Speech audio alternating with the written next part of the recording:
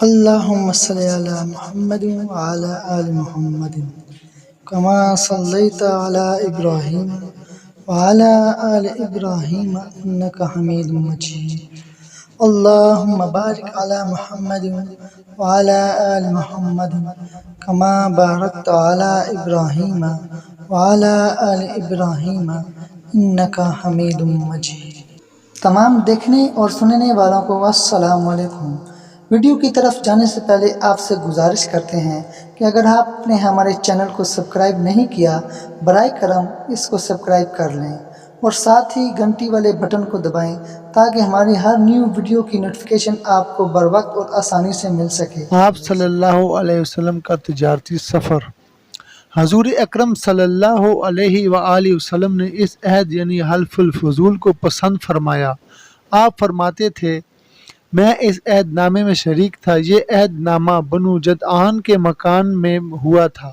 اگر کوئی مجھ سے کہے کہ یہ اس عہد نامے سے دستبردار ہو جائیں اور اس کے بدلے میں 100 اونٹ لے لیں تو میں نہیں لوں گا۔ اس عہد نامے کے نام پر اگر کوئی آج بھی مجھے آواز دے تو میں کہوں گا میں حاضر ہوں۔ آپ کے اس ارشاد کا مطلب یہ تھا کہ اگر آج بھی کوئی مظلوم یہ کہہ کر آواز دے ہے الف الفضول والو تو میں اس کی فریاد کو ضرور پہنچوں گا، کیونکہ اسلام تو آیا ہی اس لیے ہے کہ سچائی کا نام بلند کرے اور مظلوم کی مدد اور حمایت کرے۔ یہ حلف الفضول بعد میں بھی جاری رہا۔ مکہ میں آپ کی امانت اور دیانت کی وجہ سے آپ کو امین کہہ کر پکارا جانے لگا تھا۔ آپ کا یہ لقب بہت مشہور ہو گیا تھا۔ لوگ آپ کو امین کے علاوہ اور کسی نام سے نہیں پکارتے تھے۔ انہی دنوں ابو طالب نے آپ سے کہا اے بھتیجے، میں ایک بہت غریب آدمی ہوں اور قحط سالی کی وجہ سے اور زیادہ سخت حالات کا سامنا ہے۔ کافی عرصہ سے خشک سالی کا دور چل رہا ہے۔ کوئی ایسا ذریعہ نہیں کہ اپنا کام چلا سکیں اور نہ ہماری کوئی تجارت ہے۔ ایک تجارتی قافلہ شام جانے والا ہے، اس میں قریش کے لوگ شامل ہیں۔ قریش کی ایک خاتون خدیجہ بنت خویلد شام کی طرف اپنا تجارتی سامان بھیجا کرتی ہے۔ جو شخص ان کا مال لے کر جاتا ہے وہ اپنی اجرت ان سے طے کر لیتا ہے۔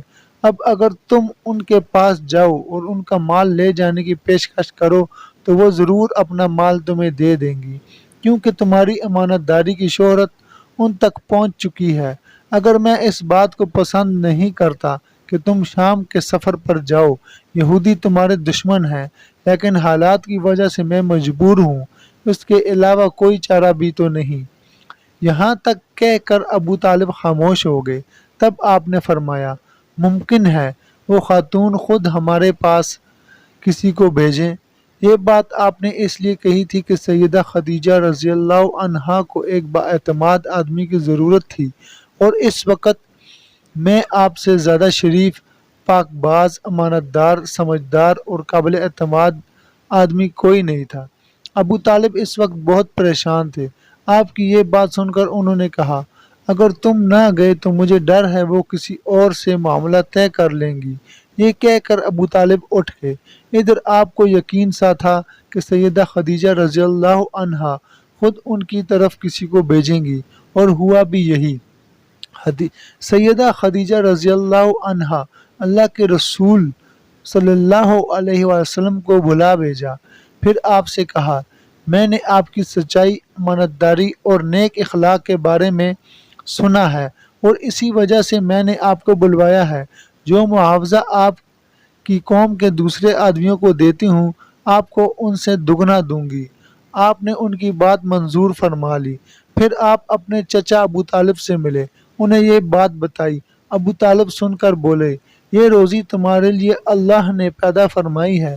اس کے بعد آپ صلی اللہ علیہ وآلہ وسلم سیدہ خدیجہ رضی اللہ عنہ کا سامان تجارت لے کر شام کی طرف روانہ ہوئے۔ سیدہ خدیجہ کے غلام میسرہ آپ صلی اللہ علیہ وسلم کے ساتھ تھے۔ روانگی کے بعد حضرت خدیجہ رضی اللہ عنہا نے میسرہ سے کہا کسی معاملے میں ان کی نافرمانی نہ کرنا، جو یہ کہیں وہی کرنا، ان کی رائے سے اختلاف نہ کرنا۔ آپ صلی اللہ علیہ وسلم کے سب چچاؤں نے قافلے والوں سے آپ کی خبر گیری رکھنے کی درخواست کی۔ اس کی وجہ یہ بھی تھی کہ ذمہ داری کے لحاظ سے یہ آپ صلی اللہ علیہ وسلم کا پہلا تجارتی سفر تھا۔ گویا آپ صلی اللہ علیہ وآلہ وسلم اس کام میں بالکل نئے تھے۔ ادھر آپ روانہ ہوئے، ادھر آپ صلی اللہ علیہ وآلہ وسلم کا معجزہ شروع ہو گیا۔ ایک بدلی نے آپ صلی اللہ علیہ وآلہ وسلم کے اوپر سایہ کر لیا۔ آپ صلی اللہ علیہ وآلہ وسلم کے ساتھ ساتھ چلنے لگی۔ جب آپ صلی اللہ علیہ وآلہ وسلم شام پہنچے تو بصرہ شہر کے بازار میں ایک درخت کے سائے میں اترے۔ یہ درخت ایک عیسائی راہب نستورہ کی خانقاہ کے سامنے تھا۔ اس راہب نے میسرہ کو دیکھا تو خانقاہ سے نکل آیا۔ اس وقت اس نے آپ صلی اللہ علیہ وآلہ وسلم کو دیکھا۔ آپ صلی اللہ علیہ وآلہ وسلم درخت کے نیچے ٹھہرے ہوئے تھے۔ اس نے میسرہ سے پوچھا، یہ شخص کون ہے جو اس درخت کے نیچے موجود ہے؟ میسرہ نے کہا، یہ ایک قریشی شخص ہے، حرم والوں میں سے ہے۔ یہ سن کر راہب نے کہا، اس درخت کے نیچے نبی کے سوا کبھی کوئی آدمی نہیں بیٹھا۔ مطلب یہ تھا کہ اس درخت کے نیچے آج تک کوئی شخص نہیں بیٹھا۔ اللہ تعالیٰ نے اس درخت کو ہمیشہ اس سے بچایا ہے کہ اس کے نیچے نبی کے سوا کوئی دوسرا شخص بیٹھے۔ اس کے بعد اس نے میسرہ سے پوچھا، کیا ان کی آنکھوں میں سرخی ہے؟ میسرہ نے جواب دیا، ہاں بالکل ہے، اور یہ سرخی ان کی آنکھوں میں مستقل رہتی ہے۔ اب نستورہ نے کہا، یہ وہی ہیں۔ میسرہ نے حیران ہو کر اس کی طرف دیکھا اور بولے، کیا مطلب یہ وہی ہیں؟ کون وہی؟ یہ آخری پیغمبر ہیں۔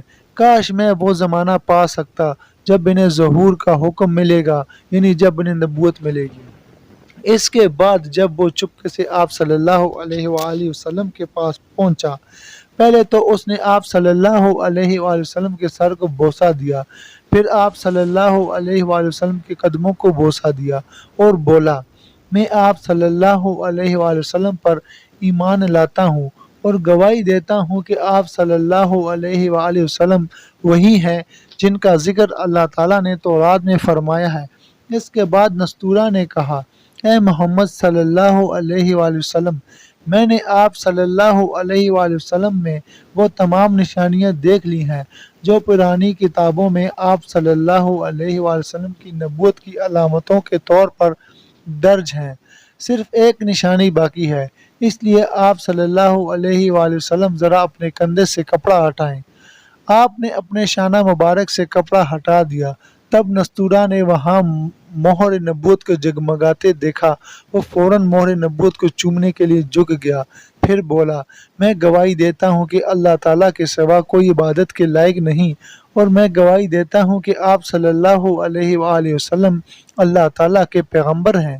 آپ صلی اللہ علیہ وآلہ وسلم کے بارے میں حضرت عیسیٰ ابن مریم علیہ السلام نے خوشخبری دی تھی اور انہوں نے کہا تھا، میرے بعد اس درخت کے نیچے کوئی نہیں بیٹھے گا سوائے اس پیغمبر کے جو امی، ہاشمی، عربی اور مکی ہوں گے۔ قیامت میں حوض کوثر اور شفاعت والے ہوں گے۔ اس واقعے کے بعد آپ صلی اللہ علیہ وآلہ وسلم بصرہ کے بازار تشریف لے گئے۔ وہاں آپ صلی اللہ علیہ وآلہ وسلم مال فروخت کیا جو ساتھ لائے تھے اور کچھ چیزیں خریدیں۔ اس خرید و فروخت کے دوران ایک شخص نے آپ صلی اللہ علیہ وآلہ وسلم سے کچھ جھگڑا کیا اور بولا، لات اور عزیٰ کی قسم کھاؤ۔ آپ صلی اللہ علیہ وآلہ وسلم نے فرمایا، میں ان بتوں کے نام پر کبھی قسم نہیں کھائی۔ آپ صلی اللہ علیہ وسلم کا یہ جملہ سن کر وہ شخص چونک